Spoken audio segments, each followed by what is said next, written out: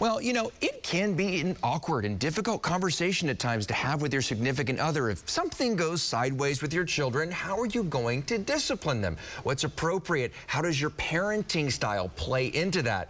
And your significant other's parenting style. Child development expert and founder of local nonprofit Building All Children, Kendra Morgan, is here with her monthly segment about raising children. Welcome back, Kendra. Thank you, thank you. Boy, so I would imagine that parents being on the same page with discipline is very important from the very beginning. Yeah, I always say it's being a team, right? It's playing as a team. The children have to know you're on the same page. If one says no, they're tricky. They'll go to the other one and ask the same question. So it's really important to be on the same page. Yeah, one of my sons, you know, I'm not going to name names, but the one who speaks really well right now is talking about, hey, Mama, can I do this? Okay, hey, Dada, can I do this? Yep. And there you go. So, you know, we're seeing some video here, but I want to show this graphic because we want to talk about parenting styles specifically. You've referenced it. You've got 4 parenting styles on this beautiful graphic that you made for us. Let's go through it. Okay, authoritative? So this is the thing. Every caretaker has a strength, but we also have an area that we're going to fall into a weakness with. Maybe we work all day, we're tired. So it's important to know each caregiver's area of parenting. So there's authoritative. That is where you are really, really high in warmth and high in control. It is probably the ideal parenting, right? We've got rules, boundaries, expectations, but we're also very loving, nurturing. The discipline is there. You have authoritarian, which that is really, really high in control, but lower in warmth. So these parents are pretty strict. They have high expectations. They're not real lovey. They're not real warm. It's kind of like my way or no way. Then you have permissive. Permissive parenting is kind of what we would consider the Disney parenting. It's, oh, whatever you want, super warm and nurturing, but they're really low in control. No boundaries, no rules. It's whatever the kid wants. And then we have the uninvolved, which I hope and pray no one is that. It's low in warmth and low in control. And so they're just very uninvolved parenting.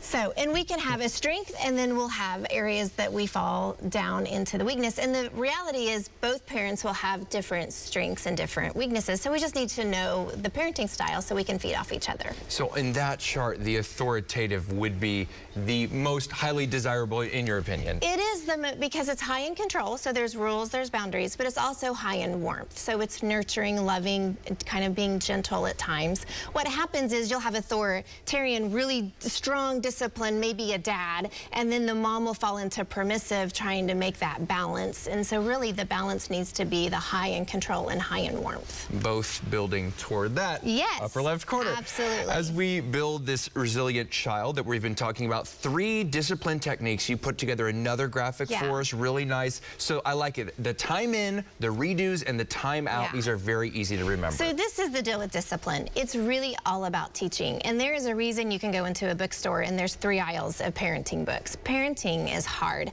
So I think every child is a little different, and every parenting, each child looks a little different. But we are a big fan of time in. Sometimes when the child is acting out, we're quick to respond and push them away, but we really are big on pushing them in. Let's teach them, let's figure out what they did wrong, let's mold, let's role play, let's teach them how they should have appropriately respond.